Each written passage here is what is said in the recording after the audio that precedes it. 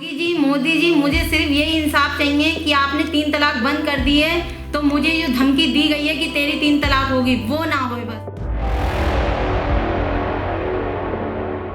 उन लोगों की हार होनी चाहिए। मुझे बस इतना चाहिए कि मेरी 3 तलाक ना हो, बस आप इतना करिए मेरे लिए, बस मुझे इंसाफ चाहिए। मुझसे पता नहीं उनका क्या है, उनके दिल में क्या है, अब तो मुझे पता ही नहीं उनके दिल में क्या है।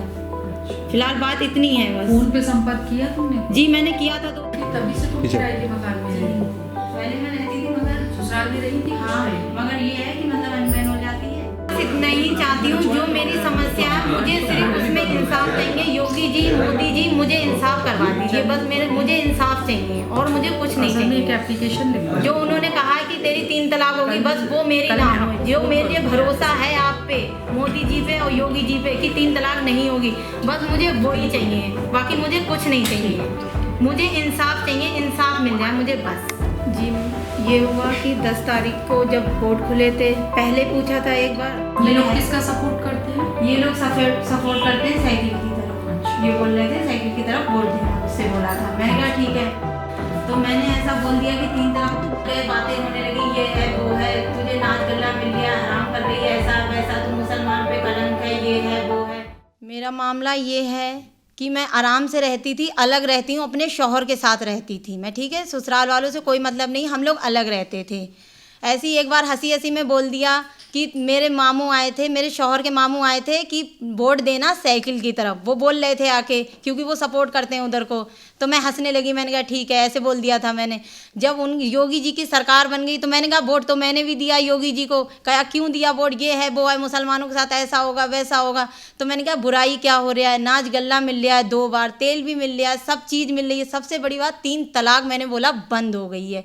तो बोल रहे थे अपनी 3 तलाक अब तू बंद करवा ले, देखेंगे तू रोक लेगी अपनी 3 तलाक। शौहर में भी मेरे का यही कहा कि जा यहाँ से, अब तू अपनी 3 तलाक रोक ले। पुलिस में इसकी कोई शिकायत की? जी मैंने नहीं करी, क्योंकि वो बड़े लोग हैं, मैं गरीब लोग हूँ। वो आपने देखा ही है, मेरे बाप मजदूरी करते हैं, मेरी इतनी औकात नहीं है जो मैं पुलिस में जाऊँ या ये सब करूँ। अभी भी मुझे इतना डर है, मैं यहाँ तक आई हूँ, बहुत डरा के आई हूँ।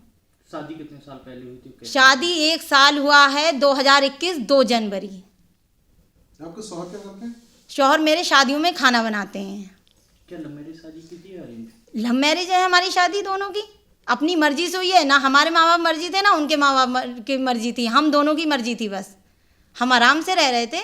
उस्मा का आरोप है कि उनके पति जो है, इनकी 1 साल पहले शादी हुई थी और 1 साल पहले शादी इनकी लव मैरिज थी। उस शादी के बाद इनके बीच में सब कुछ ठीक चल रहा था, ये लोग अलग किराए के मकान में रह रहे थे और इन्होंने भारतीय जनता पार्टी को वोट किया। और वोट करने में जब 10 तारीख को रिज़ल्ट आया है इस चीज़ का, उस दिन इन्होंने अपने घर में शौहर के मामू, जो कि सपा के प्रत्याशी का पूरा सपोर्ट कर रहे थे, उनसे ये बात बोली कि मैंने भारतीय जनता पार्टी को वोट दिया है और इसीलिए भारतीय जनता पार्टी जो जीती है, क्योंकि उन्होंने मुस्लिम महिलाओं के हक़ में ये फ़ैसला किया है कि 3 तलाक का कानून बना के।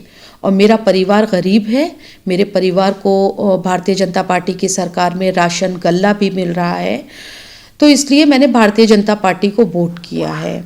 इससे उसके मामू और उसके शौहर नाराज़ हो गए और नाराज़ होकर उसके मामू और शौहर ने 11 मार्च को इसको धक्के देके घर से तन्हा पहने कपड़ों में निकाल दिया है।